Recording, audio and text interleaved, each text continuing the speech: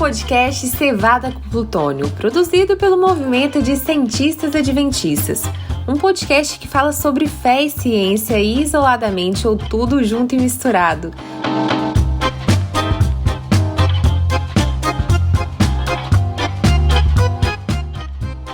No podcast de hoje vamos falar sobre a formação do Estado de Israel. Nossos convidados são Aline Alencar, doutora em Ciências Políticas com ênfase em Política e Sociedade do Oriente Médio pela Universidade de Nuremberg, Ednardo Ferreira e Alexander Silva.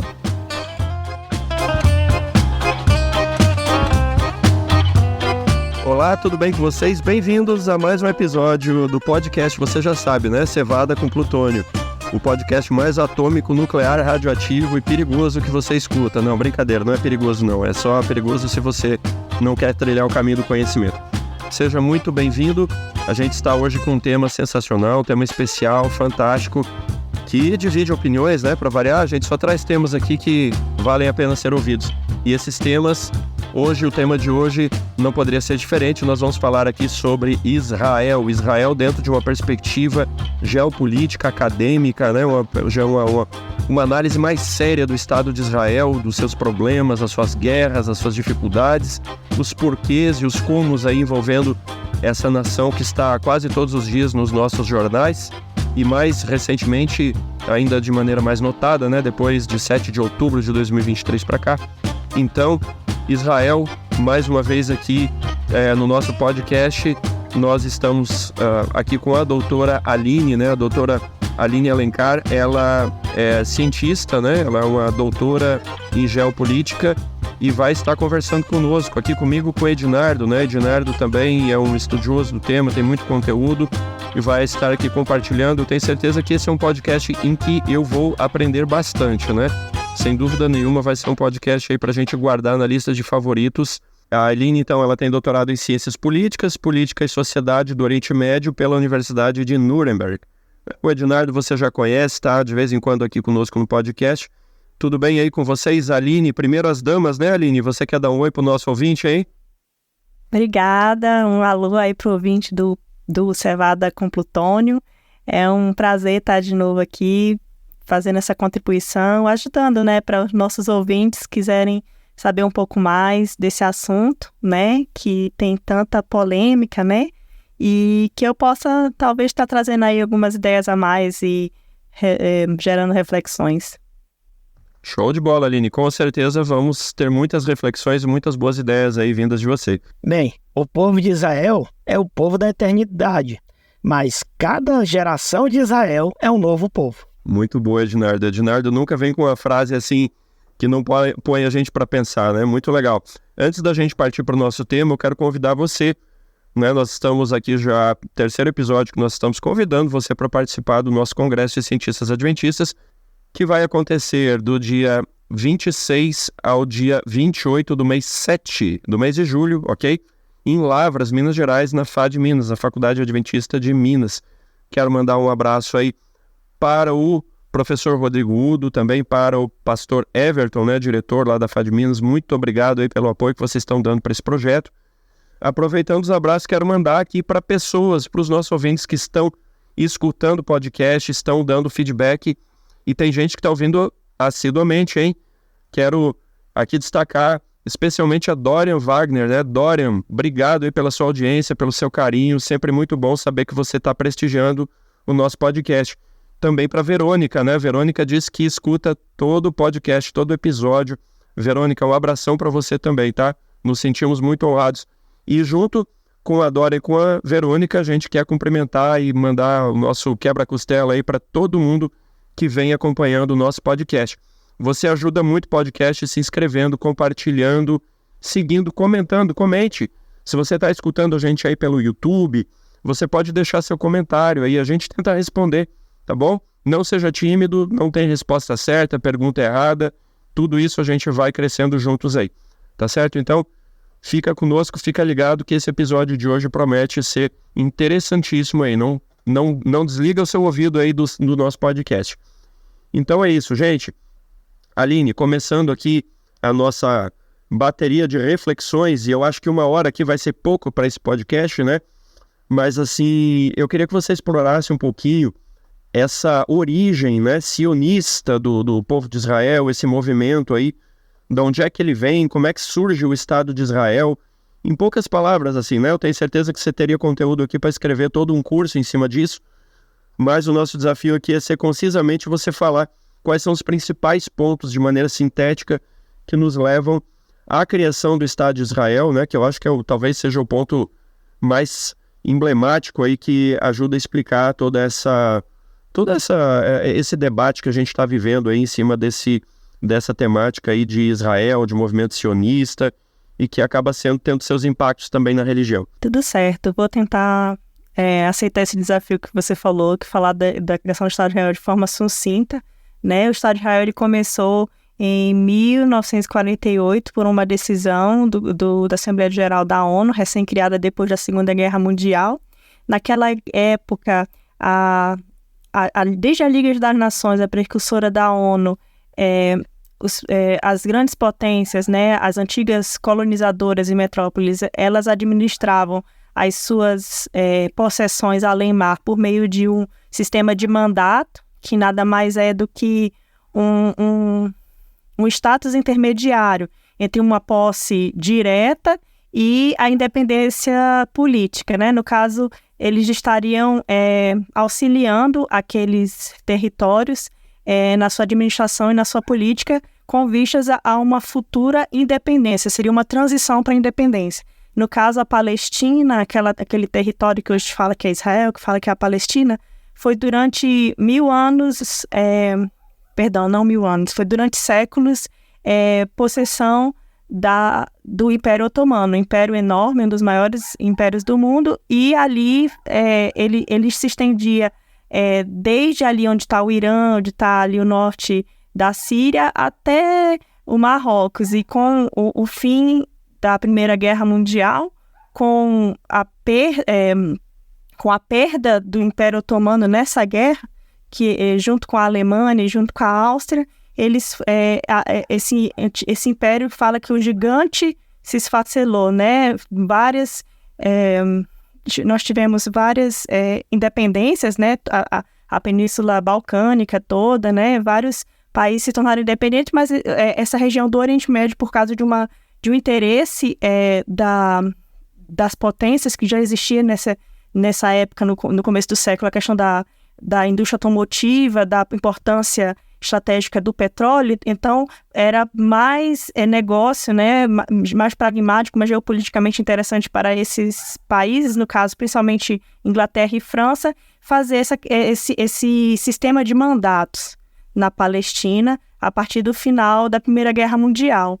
E eles, no começo, eles empoderaram os sheiks locais, né, que depois se tornaram as famílias reais, né, da Jordânia, da Arábia, tudo.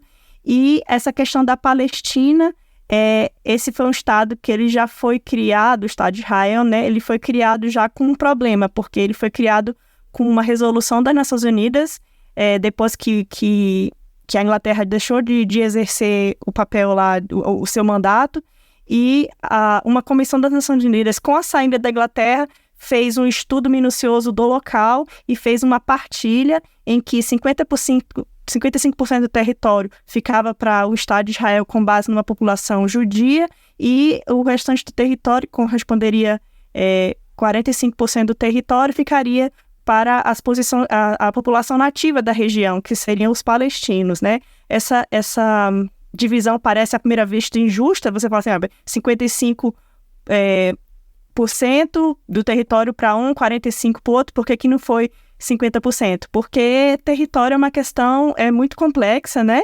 E foi feita uma grande catalogação de onde essas populações de maioria mais muçulmana, árabe e de maioria onde se concentravam mais judeus, lembrando que num território multinacional, multicultural, onde se encontravam também cristãos e pessoas de outras religiões da antiguidade, e optou-se por essa divisão, é o que chama até hoje da solução de dois estados, né?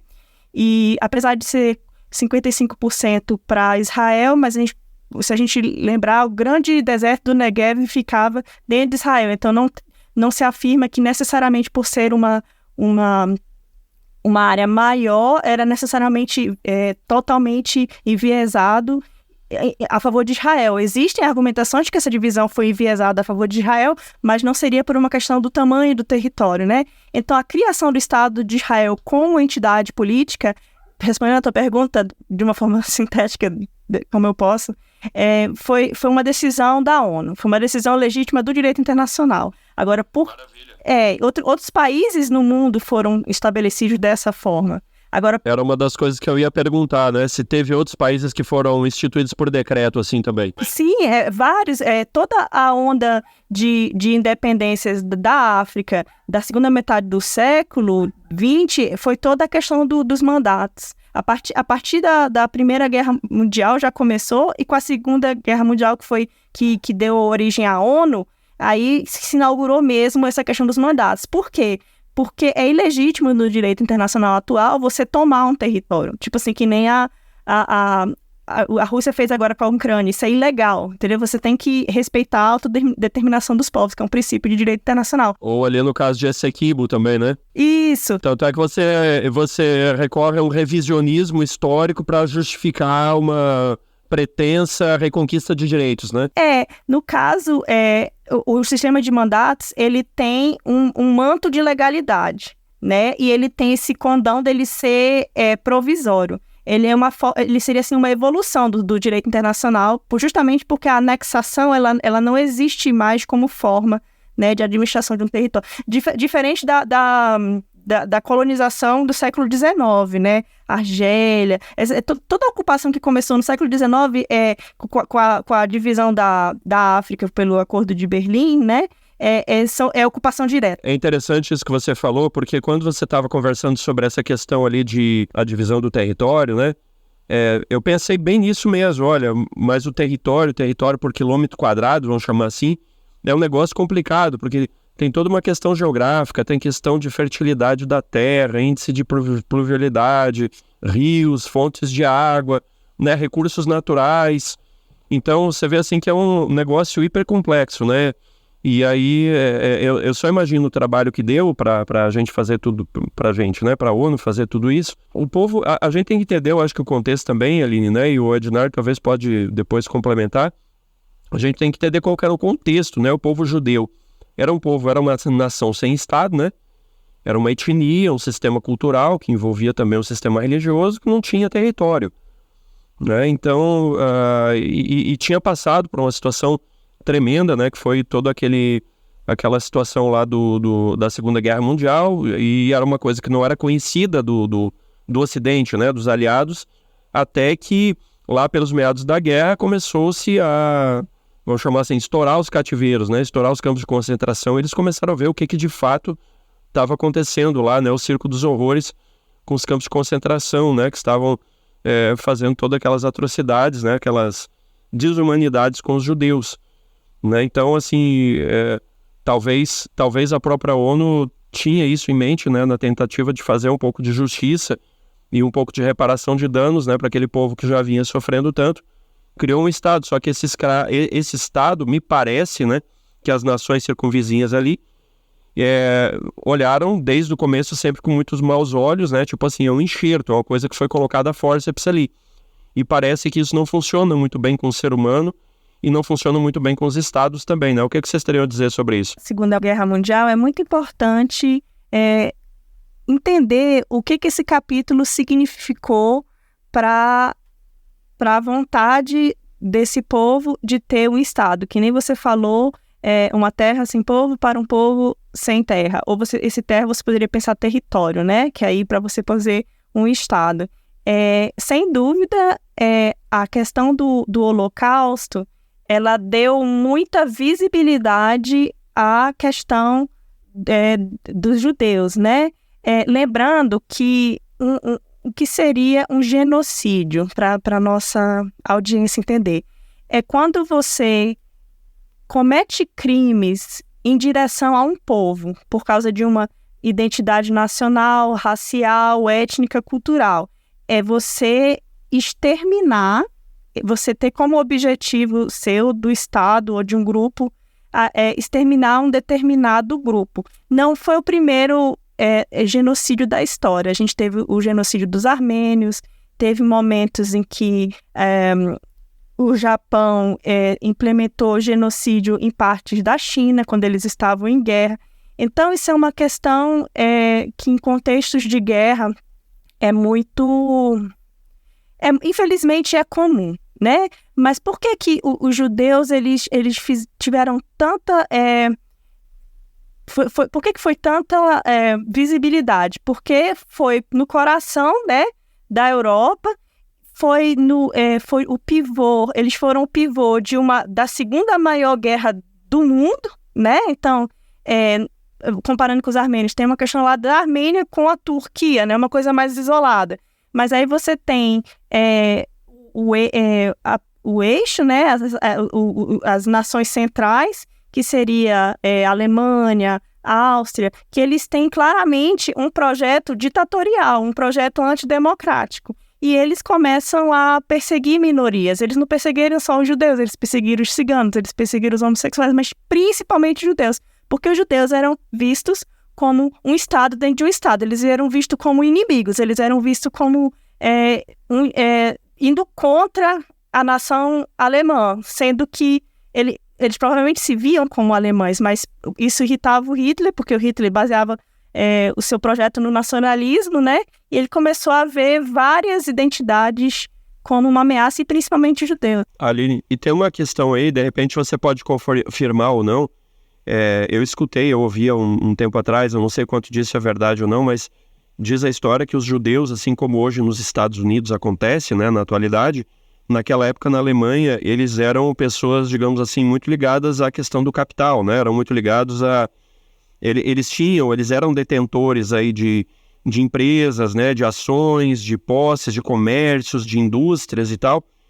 E a Alemanha, naquele interstício entre a Primeira e a Segunda Guerra, a gente sabe que ela amargou muito, né, digamos assim, o armistício da Primeira Guerra Mundial foi muito danoso, não só para a economia, como para o moral, né, do povo alemão. E eles acabaram vendo nos judeus, de certa forma, uma espécie de traidores, né? Porque eles tinham, digamos, uma posição, via de regra, claro, né? Que isso é uma generalização tremenda, mas via de regra viam que eles tinham uma posição mais confortável, mais favorável do que o próprio povo alemão. E aí, talvez até em função disso, surgem aquelas questões de eugenia, né? O arianismo, aquela questão toda. Aí eu não sei se isso aí procede mesmo, quanto disso é fato, quanto disso é lenda.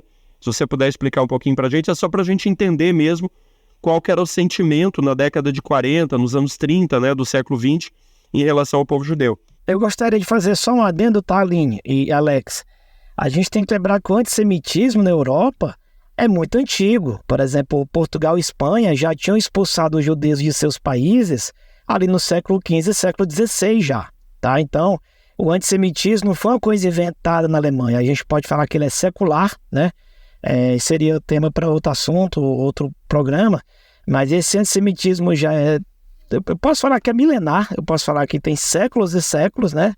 E outra coisa importante na minha contribuição aqui, a gente tem que lembrar que aqueles anos 40, se você olhar para o mapa da Europa, a imensa maioria dos países estava debaixo de algum regime totalitário ou recém-saído de alguma monarquia. Que a gente está no ano de 2020, né, na década de 2020, e para nós o que a gente chama de democracia hoje é algo muito natural. Mas quando a gente volta 80 anos no tempo, a Europa inteira vinha da Primeira Guerra Mundial, que estava acabando com os últimos estados, digamos, de monarquia, né, ficaram pouquíssimos estados, a maioria só de figuração. A democracia era algo muito recente. A gente tem o nascimento de estados totalitários, tanto à esquerda quanto à direita, a gente não pode esquecer, né? Que, por exemplo, a Espanha tinha passado pela Guerra Civil Espanhola, né, onde o Franco dominou a Europa, né, dominou a Espanha. Você tinha a Itália com o Mussolini, você tinha... Enfim, havia movimentos de ultradireita e ultraesquerda, né, na Europa inteira. Você tinha na União Soviética, a Rússia, né, já tinha a União Soviética ali funcionando.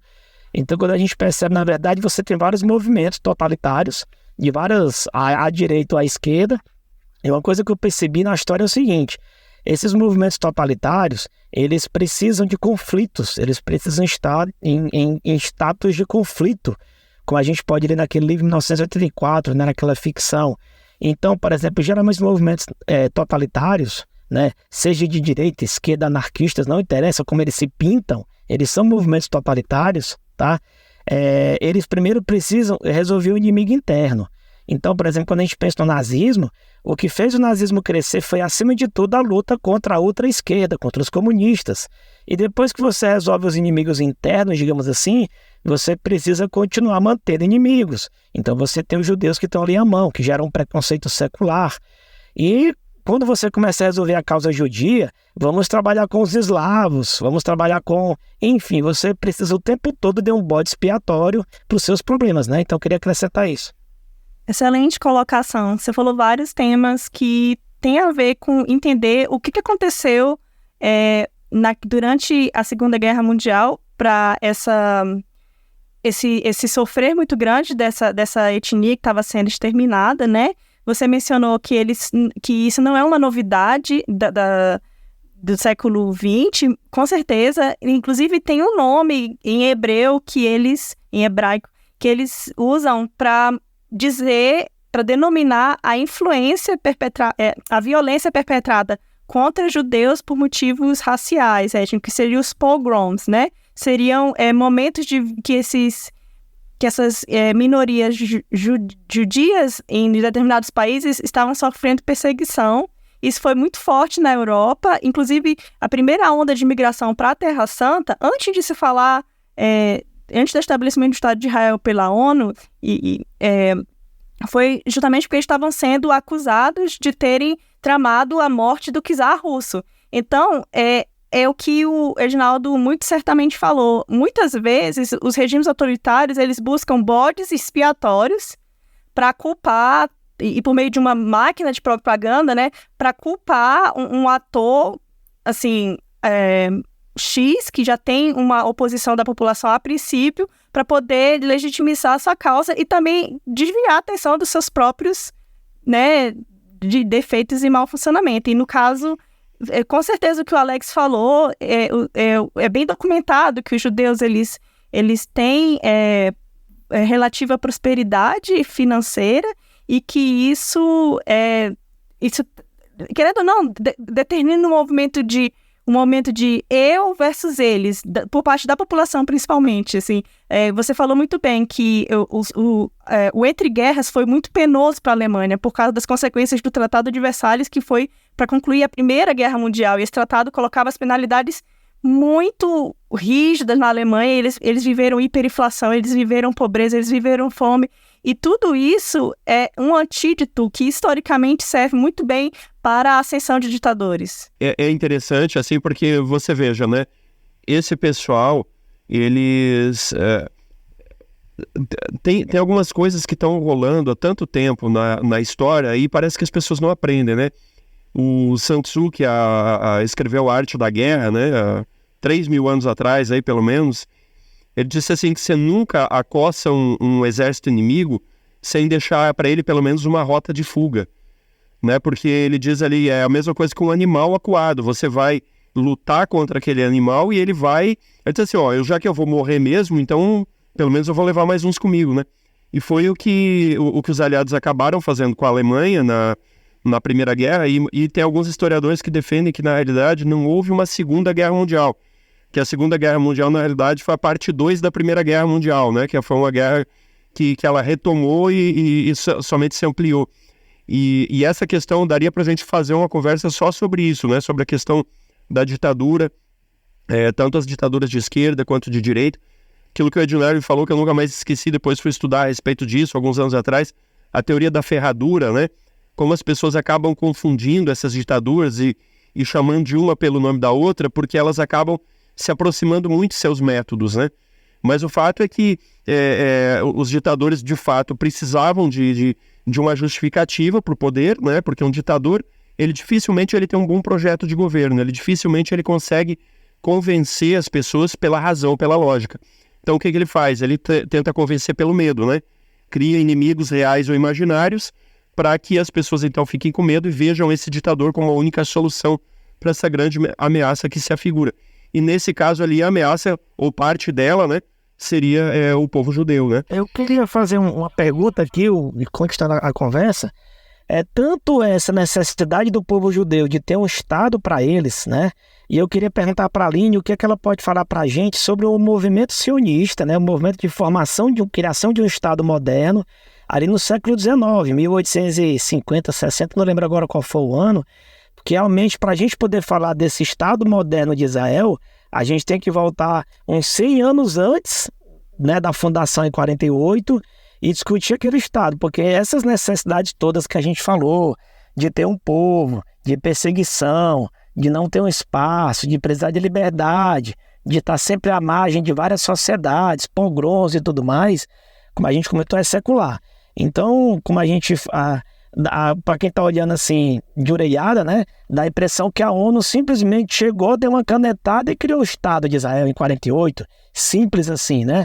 E aí eu acho interessante que a Aline podia falar para a gente, voltar esse recorte ali para meados do século XIX, e essa fundação, né, desculpa, o início desse movimento sionista moderno por um Estado. Realmente, arrematar esse ponto que você falou, me ajuda a terminar de responder a pergunta do Alex sobre a criação do Estado de Israel em 1948. Então, pelo que a gente explicou sobre o que eles estavam sofrendo, a Alemanha entre guerras e como isso repercutiu na forma deles serem tratados nesse momento, já tendo eles um histórico, né, de perseguições por outras razões, eles ficaram no centro das atenções porque, pensa, a derrota dos países do eixo representou como se fosse assim, a vitória do mundo livre, a vitória das democracias, vamos dizer assim, né? Que no final foi meio pela culatra, porque a Rússia foi um dos ganhadores e depois também fez um regime autoritário, mas esse é outro assunto.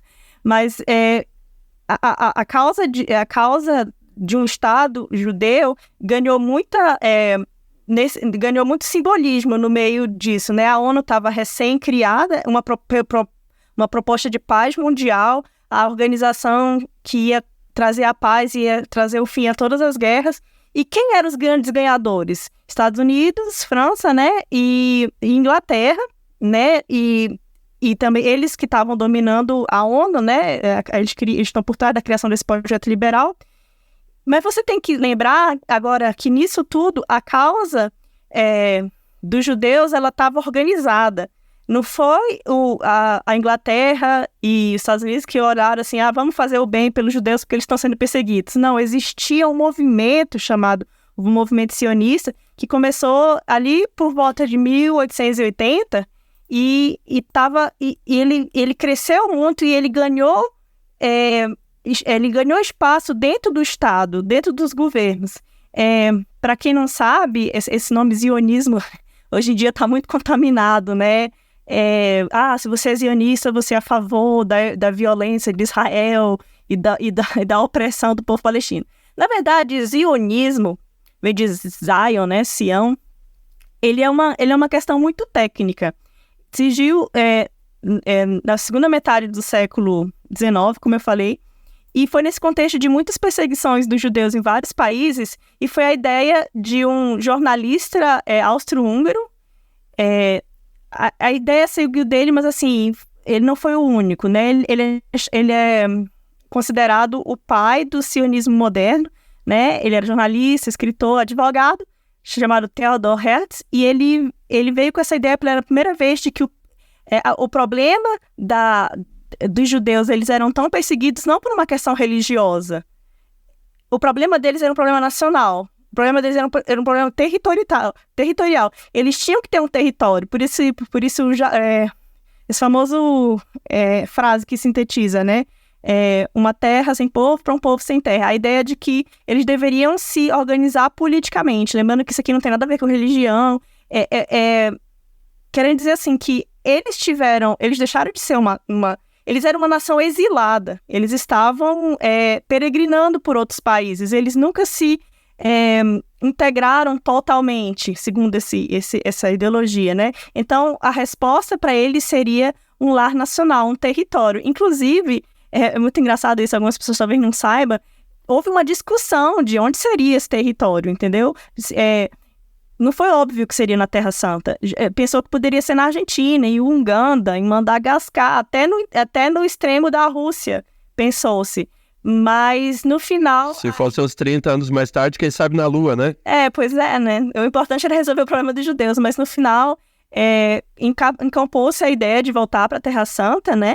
Por causa dessa questão histórica, simbólica, né? Hoje em dia se fala do zionismo religioso, que é a ideia de exercer o controle, domínio territorial desse pedaço de território por causa de uma questão religiosa, uma legitimidade religiosa, um pouco um mandato divino. Mas, na origem, o zionismo ele é um movimento político, territorial, né? E o zionismo ele estabeleceu várias organizações, inclusive o Walter Rothschild era o líder, né, do zionismo na Inglaterra, e foi ele que articulou a aproximação com a coroa britânica, que daria na famosa Declaração de Darfur, que é a primeira vez que um Estado toma a posição de que ele reconhece e ele favorece a ideia do estabelecimento de uma pátria judia no território da Palestina, só que ele pondera que deve ser respeitado os direitos civis e religiosos daquela população local. Mas é a primeira vez que um país, e não é qualquer país, é a coroa britânica, é Sua Majestade falando, por meio do Balfour, que era o ministro de Relações Exteriores, dizendo que eles vão ajudar, que eles vão apoiar. Isso não é pouca coisa, porque a Inglaterra simplesmente foi o país que ganhou a Primeira Guerra Mundial, né? A primeira e a segunda, né? E foi mais importante, no caso, o fato de ter ganhado a segunda. Então, a criação de um Estado judeu tem, sim, esse contexto do Holocausto, que foi o que atraiu visibilidade e legitimidade, mas, sem dúvida, a gente tem aí um século em que isso está sendo gestado, entendeu? Aline, a gente olha assim, né, você falou ali de uma terra sem povo para um povo sem terra, né? O grande problema é que não era uma terra sem povo, né? Era um território que estava em disputa há muito tempo, né? Assim, disputa há muito tempo, tem gente que se opõe a isso, né? Mas eu fiz um rápido levantamento despretensioso aqui, sem, né, a intenção aqui de estar sendo tecnicamente correto, mas eu fiz uma rápida pesquisa enquanto preparava o material para esse podcast aqui, na versão da Bíblia, né, na Almeida Revista e Corrigida, edição 2009, a gente tem 221 menções ao termo guerra no Antigo Testamento e 247 menções ao termo peleja. Isso de maneira geral, né, um total de 468 referências. E nos livros históricos, né, para a gente não trazer os livros poéticos ali e tal, a gente tem 151 menções de guerra e 180 de peleja, total de 331 menções. E pelo menos 15 povos aqui, mais uma vez, sem a intenção de estar sendo, a pretensão de estar sendo academicamente correto, né? Não tô longe aqui de estar fazendo um artigo científico em cima disso, mas assim, povos ali que eram inimigos de Israel, que estão lá no relato bíblico: Perizeus, Girgazeus, Jebuseus, Hititas, Amalequitas, Amorreus, Edomitas, Amonitas, Moabitas, Filisteus, Sírios, Assírios, Babilônicos, Egípcios e por fim os romanos, né? Agora, assim, eu sei que alguns desses povos aqui, eles meio que se confundiam, um era meio que um spin-off do outro e tal, então por isso eu digo, eu estou com a pretensão aqui de ser tecnicamente preciso, mas o que eu quero dizer, assim, a impressão que dá para um leigo, para o público comum, é de que aquela região ali é um barril de pólvora, né? Aquilo ali está em guerra, está em disputa já há milênios, né? Como é que vocês enxergam isso aí, tanto a Aline quanto o Dinardo? Eu gostaria de comentar rapidamente o seguinte: eu acho que a gente sempre cai, as pessoas estão caindo muito modernamente nisso, eu acho que a gente tem caído muito no anacronismo, né? Por exemplo, o pessoal faz uma leitura bíblica que, na minha opinião, é muito rasa, muito superficial, e quer transpor as lutas lá do tempo de Josué, do tempo de Davi, dos reis de Israel, e fazer como diria na computação, né, um copia e cola lá de 3.000 anos para cá, e fazer uma analogia muito simplória, perigosa, como a gente tem visto modernamente, de achar que, não, é uma guerra de 3.000 anos, né? Que o povo de Israel, assim como na época de Josué, está lutando contra os filisteus, contra os ninivitas, contra os cananeus, né? E eu acho sempre, temos que trazer esse contexto para hoje, Eu acho sempre muito perigoso você achar que o Estado moderno de Israel é o mesmo povo de Israel da época de Jesus, ou que é o mesmo povo da época de Davi, ou que é o mesmo povo da época de Jacó, sabe? Por isso que na minha introdução do programa hoje eu falei o seguinte: o Deus de Israel é o mesmo Deus que fez a promessa lá para Abraão. E esse povo é sim o povo da promessa de Abraão. Mas eu acho muito perigoso considerar que esse povo é o mesmo povo ao longo desses 4, 5 mil anos de história. Na verdade, nós tivemos vários povos de Israel sob a mesma promessa. Mas eu acho que uma coisa complexa é você simplesmente achar que o conflito de hoje é o mesmo conflito de 3 mil anos atrás. Ednardo, muito legal a sua colocação, tá? Porque a gente vai ter um podcast, eu vou dar um spoiler aqui, a gente está preparando, não vai ser muito por agora, vai ser daqui talvez alguns meses ainda. A gente vai ter um podcast especial que já convidamos aqui também a doutora Aline, que ela já aceitou de antemão, e mais outras pessoas aí especialistas também em questão de Oriente Médio, né? Com formação acadêmica, com conhecimento de causa, que não vamos vir aqui falar achismos, né? Mas vamos fazer uma análise mais equilibrada sobre isso. Mas a gente vai analisar isso dentro de uma perspectiva teológica, desde uma perspectiva religiosa. Por quê? Porque a gente vai perceber que muito do apoio da oposição a Israel, mas principalmente do apoio, está embasado em visões religiosas que, na verdade, não são bíblicas. Elas têm uma falsa aparência de ser bíblica. E aí o Ednardo falou, né, dessa transposição que o pessoal faz, espiritualizar a guerra no Oriente Médio hoje.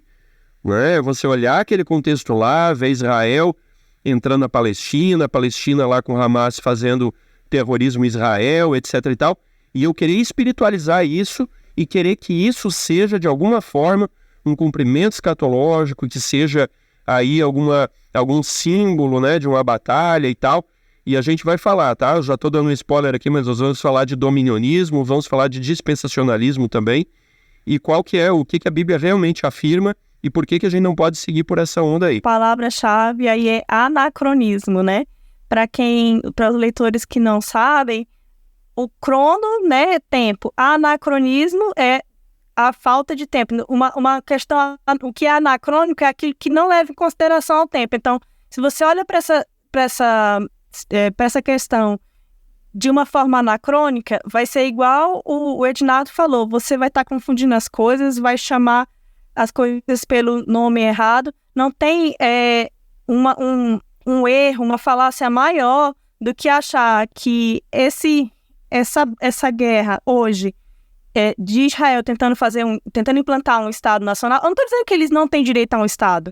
Eu posso até achar, assim, a minha opinião pessoal eu vou guardar, mas eu posso muito bem achar que eles têm direito a um Estado, mas achar que Israel tem direito a um Estado não é a mesma coisa que achar que eles têm um direito legítimo àquele Estado porque Deus mandou na Bíblia há 3 mil anos atrás, entendeu? E o pior dos erros ainda, que é mais anacrônico, que é mais perigoso, é de achar que essa população que está hoje morando na Palestina, que não são judeus, gente, fora que tem muito árabe dentro do Estado de Israel, né, com cidadania israelita, mas vamos falar só dos árabes que não estão no Estado de Israel, que estão na Cisjordânia e que estão em Gaza, são aproximadamente 6 milhões. Achar que esses 6 milhões que residem naquela terra, que não são judeus, são descendentes diretos dos filisteus, dos cananeus, e equiparar a conquista de Israel hoje pelo território da Palestina com a mesma legitimidade que a gente acredita ser religiosa que os israelenses tiveram na época que foi Moisés tirou o povo do Egito, que 40 anos depois Josué entrou não, absolutamente não é a mesma coisa, não são os mesmos atores. O Israel político não se confunde com o Israel povo da Bíblia, são coisas bem diferentes, e mais diferente ainda, os atuais moradores daquela região, eles não se confundem com os chamados cananeus, né, que era quem, ou os filisteus, absolutamente, porque existe tanta mistura étnica. Você pensa que aquele território, ele é um cruzamento entre civilizações, é um cruzamento até comercial, né, é o que liga a Europa à Ásia. Então, já foi dominado pelos persas, pelos egípcios, pelos sírios. Depois veio os muçulmanos e outra. O Islã é muito importante para os nossos ouvintes escutarem. Embora exista, assim, algumas interpretações, não todas do Islã, que defende que o islamismo consiga conversões por guerra, a realidade dos fatos e histórica é que, historicamente, o Islã ele se espalhou muito mais por conversões e em conversões muito mais levadas por causa das interações sociais, por causa do comércio. Então, quando o Islã surgiu no século VII, aquela região da Palestina, a maioria praticamente se converteu ao Islã, mas com certeza continuaram cristãos ali, continuaram judeus ali, sempre morou judeus ali, sempre morou cristãos ali, mas e depois com essa vinda do Islã por conversão, não foi forçado. É importante falar isso, porque senão a gente olha para os muçulmanos como se fossem ímpios, como se eles fossem a descendência dos pagãos. Não poderia estar mais errado. Veio da Península Arábica e é uma religião fortemente influenciada por noções judaicas e por noções cristãs. Para quem não sabe, os ouvintes, eles acreditam que Jesus é o maior profeta de todos os tempos e que Jesus vai voltar nos últimos tempos para trazer o juízo final. Então, assim, a gente não poderia ter. Sobre esse tema, para a gente ver como isso tem a ver com ciência e com religião também, tem um artigo chamado Dispensacionalismo, Islamofobia e a Mídia de Massa na América, né? Esse artigo, ele é o autor dele é o Christopher Cameron Smith, tá? Ele fala sobre a questão da teologia americana, evangélica americana, e a influência, a visão, né, do Islã como o grande Satã, como um grande inimigo e tal, em virtude até dessa interpretação escatológica, né, que uma grande parte, para não dizer a maioria, da igreja evangélica americana acredita, né? Então, assim, é coincidência ou não, eu estava lendo a história, o relato, né, de uma pessoa lá nos anos 1600 que foi, que era um inglês que viajava pela Europa e ele foi, numa passagem pela Espanha, ele foi preso pela Santa Inquisição, né? E ali fizeram o que eles estavam de olho, na realidade era no dinheiro deles, né? Porque a Inquisição, a maior parte das vezes ela tinha interesse era na economia da pessoa. E aí ele foi torturado das formas mais brutais possíveis, ele quase morreu, né? Não fosse a intervenção divina ali para salvar aquele cidadão, ele teria morrido com certeza. Mas uma das pessoas que ajudou ele foi um escravo, né? Que era um escravo daquela pessoa em que esse inglês estava sendo mantido refém ali, preso, né, na Espanha, e esse escravo, ele era muçulmano. E o escravo arriscou a vida dele, porque para ajudar esse homem, né, que era um protestante ali e tal, e se aquele escravo tivesse sido descoberto, né, pelo seu senhor ali, de que ele estava ajudando aquele homem que era vítima da Inquisição, ele ia sofrer o mesmo destino daquele homem, né, as mesmas torturas e a mesma finalidade.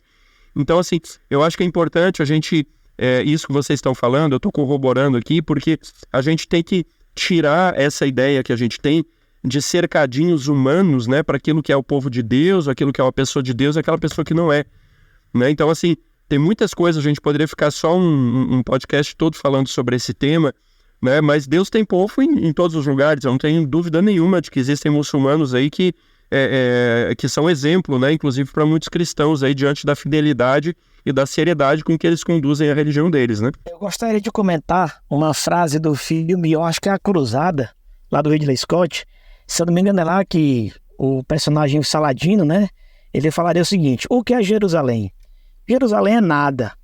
E o que é Jerusalém? Jerusalém é tudo, né? Então a gente tem que falar que é uma região, é a região que praticamente é o berço das 3 grandes religiões do mundo, né, que é o cristianismo, o judaísmo, em primeiro lugar, e os países muçulmanos, né? Mas a gente também tem que lembrar que lá é uma região altamente complexa, porque só queria voltar um pouco para esses conflitos que as pessoas tendem a acaba se apropriando cada um para o seu lado, né? Você vai ter as pessoas que vão dizer que pela economia, ou pela democracia, ou pelo cristianismo. A gente tem que tomar cuidado porque o uso de palavras ou termos para defender certas batalhas, você sempre vai ter aquele cara que realmente é crente naquela bandeira, concordando ou não, mas você vai ter sempre outros interesses por trás. Então, eu gostaria de comentar ainda sobre o contexto dos conflitos atuais em Israel, que na verdade são a continuação dos conflitos desde sua fundação, nos 40 e 30. A gente tem que lembrar que, quando você pega a ONU ou o Mapa Mundi, eu faço esse desafio, peguem o mapa do mundo em 1940. Vocês vão ver que não tinham nem metade dos países que existem hoje. Então, na verdade, os últimos 100 anos do mundo, os últimos 80 anos, 90, a gente tem formações de estados nacionais, quedas de monarquias, implantação, digamos assim, de regimes democráticos, expansão de capitalismo, a experiência do experimento socialista. Você tem um sem número de eventos acontecendo e, como o Alex falou há pouco tempo, aquela região é a esquina do mundo, né? Quando você pensa no comércio da China, passava por ali. Quando você pensa, enfim, praticamente todo o comércio da Europa e da Ásia e boa parte da África, boa parte dele passava naquela encruzilhada ali, tá? Lembrando que as grandes navegações começaram justamente porque aquele trecho ali estava dominado. Então, continua passando, né? E continua passando. Então, o que acontece? É sempre muito complexo a gente olhar para aquela região, porque, por exemplo, quando você pega a história do Egito naquela época, história da Síria, história do Iraque, história do Irã, a gente vai ver que todas essas nações também, as nações modernas, né, estão todas sendo montadas naquela mesma época, tá? Naquelas mesmas décadas, tá? Em cima de inúmeras convulsões sociais internas, tá? E você ainda tem o mundo ocidental, especialmente em Inglaterra, Estados Unidos, França, né? Rússia também, porque não dizer União Soviética, com interesses econômicos na região devido ao petróleo, tá bom? E eu queria fechar minha frase com uma frase. Um amigo meu certa vez foi em Angola, e olha o que ele falou lá. Ele foi para Angola visitar lá o país, e ele conversou com o angolano. E o angolano falou pelo seguinte: a maior bênção desse país é que a gente tem diamante e petróleo. E a nossa maior desgraça é que a gente tem diamante e petróleo. Hoje, quando a gente está falando das narrativas a respeito de Israel, é difícil até a gente pegar uma fonte isenta para a gente consultar. É difícil. Eu gosto de, quando eu tenho tempo, que é cada vez menos, eu gosto de, às vezes, dar uma estudada, né, nas estratégias militares e tal. E uma coisa que sempre assim me fascinou desde que eu conheci essa história, pelo menos, foi a Guerra dos 6 Dias, né, envolvendo ali Israel e tal. E eu desafio você a pesquisar sobre a Guerra dos 6 Dias. Dependendo da fonte que você for consultar, e eu não estou falando de fontes ruins, tá? Não estou falando do blog lá do tiozão, lá do canal do Zoinho lá no YouTube. Estou falando de fontes teoricamente acreditadas, né? Dependendo do que a fonte consultar, você vai ver duas narrativas totalmente diferentes, né? Então, por exemplo, numa delas diz ali que Israel atacou o Egito, né? E aí foi envolvida ali também a Síria, o Iraque, a Jordânia e mais os outros e tal, mas, tipo assim, Israel foi lá, o trombadinha, foi lá e meteu bala em todo mundo, né? Que tava quieto. E na realidade, nada mais distante da verdade, né? Porque o que acontece? A gente tinha ali uma construção, né, de posições militares muito bem preparadas ali para um conflito, mais ou menos o que aconteceu lá com o Putin, né, na invasão da Ucrânia. Não, a gente só está fazendo um exercício e tal, e na realidade era uma desculpa para mobilizar, preparar uma invasão. Então eles estavam na iminência de uma invasão, o serviço secreto já estava dando essa informação aí, e a única esperança de Israel, né, o pessoal falou assim que essas fontes aí que você consulta dizem assim, não, Israel dizimou, né, assim, colocou Israel como vilão e as nações ao redor como vítimas, né, e por exemplo, quando a gente vai aos dados, a gente vê que para cada soldado israelense existiam 9 soldados das nações vizinhas que estavam posicionados preparando para uma invasão, né? Então Israel ali faz um movimento, os caças Mirage 3 decolam lá de Israel, fazem uma incursão pelo mar Mediterrâneo, pegam o Egito por trás, né, pelas costas ali, desprevenidos, destroem entre 80% e 90% da força aérea egípcia ainda em terra, né? E de fato o Egito não tinha invadido, mas estava na iminência de... Então eu estou usando esse exemplo aqui só para mostrar a dificuldade que é o acaloramento desse debate e a dificuldade que a gente tem até de entender a história real. Se você não passar um bom tempo pesquisando em fontes diferentes e pegando dados objetivos, fica difícil, né, a partir simplesmente das narrativas, seja pró-Israel, seja contra Israel, porque Israel parece assim, parece que não tem meio termo, né? Ou é o ame ou odeie, né? Então é difícil até você construir uma posição neutra em cima disso, porque esse debate realmente ele é muito apimentado, né? Com certeza. Até para mim, para elaborar meus documentos, minhas aulas, eu tenho muito cuidado. E esse assunto, de longe, é o que sempre demanda meu tempo, minha análise, porque eu tenho que pegar várias fontes, e as fontes com muita frequência contradizem. E esse exemplo aí da Guerra dos 6 Dias foi muito bom, porque eu sempre tinha aprendido que a Guerra dos 6 Dias, quem tinha iniciado eram os árabes. Mas aí eu fui ver a informação verdadeira é que foi Israel que iniciou, mas foi um ataque preemptivo, porque a inteligência já sabia que ia haver o ataque. Então, assim, são pequenos detalhes, mas que as narrativas elas vão manipular de forma a favorecer os seus vieses, né?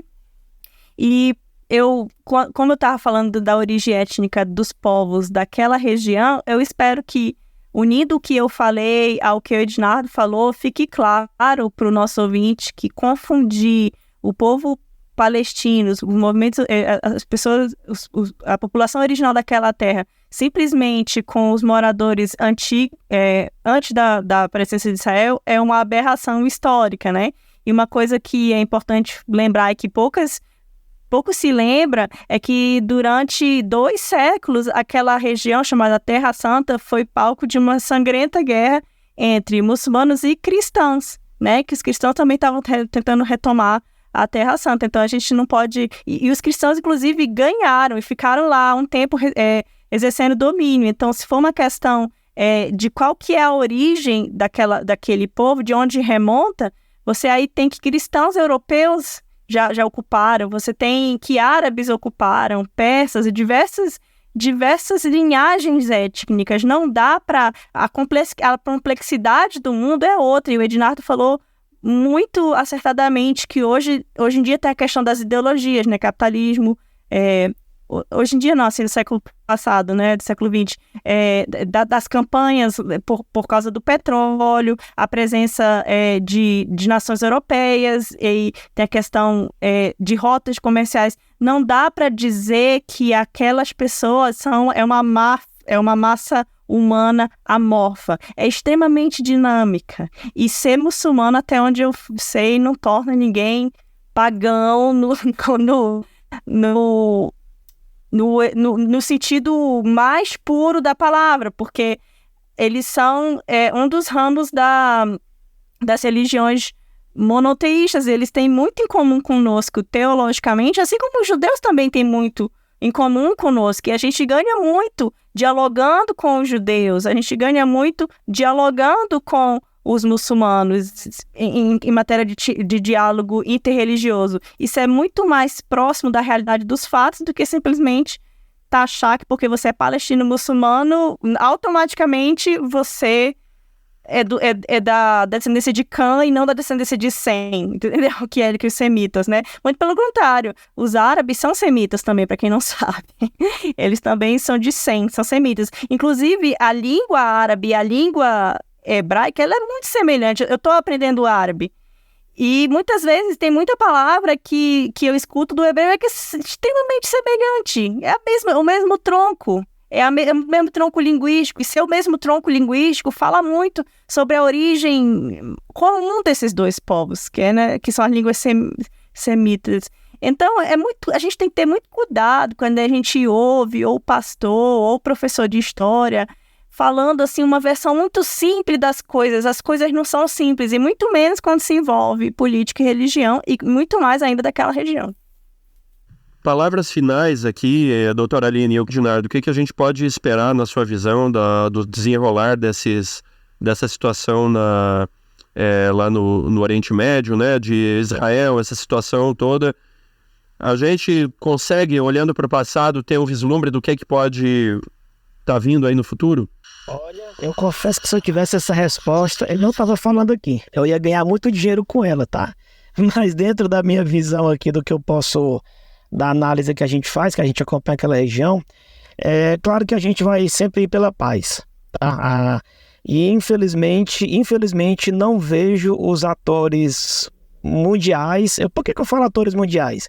Não tem como se falar daquela região sem estar falando das grandes potências, da comunidade europeia, da Rússia, da China, dos Estados Unidos, do próprio Israel, das nações que tem em redor.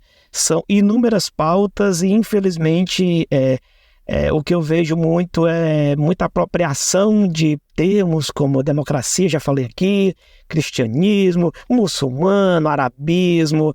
Todos os lados se apropriam de palavras convenientes, né, para o seu próprio discurso, tá?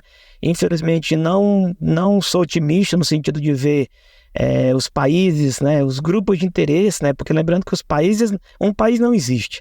Países são entidades jurídicas criadas por comunidades e que são governadas por grupos de interesse. Não vejo os grupos de interesse muito dispostos a realmente a paz.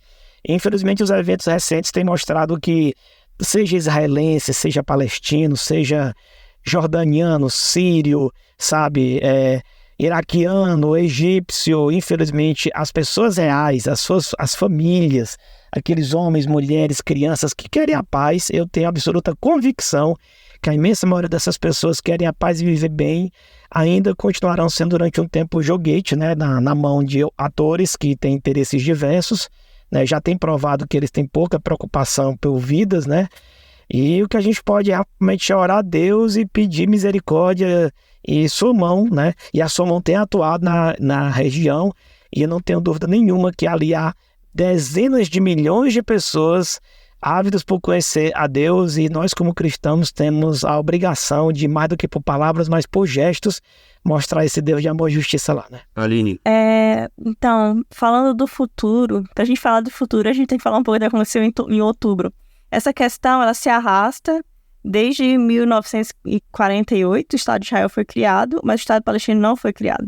E desde então existe uma sensação de uma sucessão de guerras, como deu para perceber da fala do Alex e do Ednardo, mas também tem uma série de tratativas de paz que avançam, retrocede, avançam, retrocede. E normalmente um retrocesso, ou ele é motivado, ou ele é seguido, ele causa onda de violência. E a gente está nesse ciclo, vai para 80 anos de conflito. Então, assim, é uma coisa que está enrijecida, virou a normalização do conflito. A gente tem assim, uma riqueza tão grande nesse assunto, e eu fico feliz porque a gente está com esse novo podcast já em vistas, né? E eu não sei se eu falei a primeira vez que eu mencionei, a gente quer fazer esse podcast gravado com imagem também, né? Então, você que está nos ouvindo, fique de olho aí, vai acompanhando o nosso podcast, o Cevada com Plutônio. E Aline, eu fico pensando assim, né, Ednardo também, o fato é o seguinte, para quem é cristão, ou quem se considera cristão, a gente não pode ter esse pensamento, né, que a única paz possível é aquela em que a gente extermina o opositor, né? E eu acho que eu quero encerrar aqui, né, o nosso bate-papo, dizendo o seguinte, que lá em Gálatas 3:28, né, o apóstolo Paulo disse assim: não há judeu nem grego, nem escravo nem livre, nem homem nem mulher, pois todos são um em Cristo Jesus.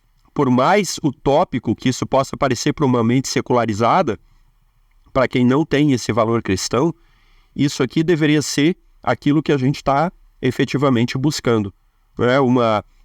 Esquecer um pouco das atrocidades, e não existe uma outra forma de a gente barrar uma escalada de violência a não ser seguindo o conselho de Cristo, né? Aquele que te feriu oferece a outra face, né? Se alguém quiser te obrigar a carregar uma carga aí por 1 milha, caminha 2, né? Então, assim, isso é ridículo para muita gente aí, né? Que enxerga, né, de uma forma com outros olhos, né? Mais seculares aí para essa questão toda. Mas a Bíblia diz que só tem esse caminho, não tem outro. Qualquer coisa diferente disso vai ser uma paz artificial, uma paz insustentável, como disse a doutora Aline, né?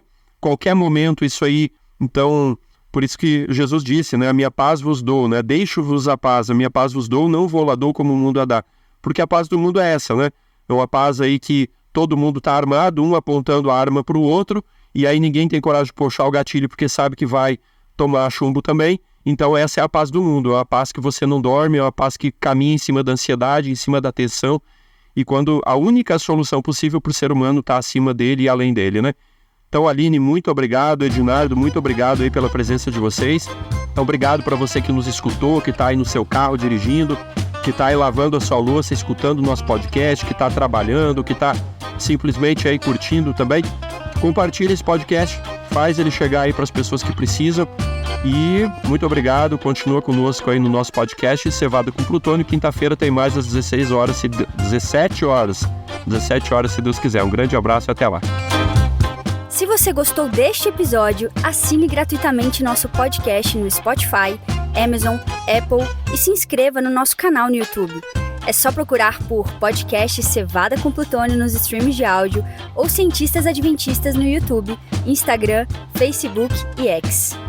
E compartilhe com seus amigos, assim você nos ajuda a chegar a cada vez mais pessoas. E se você é adventista, aluno ou titulado com mestrado ou doutorado em qualquer área do conhecimento, faça parte do movimento Cientistas Adventistas. Mande um e-mail para cientistasadventistas@gmail.com. Será um prazer ter você conosco. Aviso! O Movimento de Cientistas Adventistas é um ministério de apoio que não possui vínculo jurídico ou administrativo com a organização da Igreja Adventista do Sétimo Dia. O podcast Cevada com Plutônio não fala em nome da Igreja Adventista do Sétimo Dia, suas instituições, ministérios oficiais, obreiros ou colaboradores.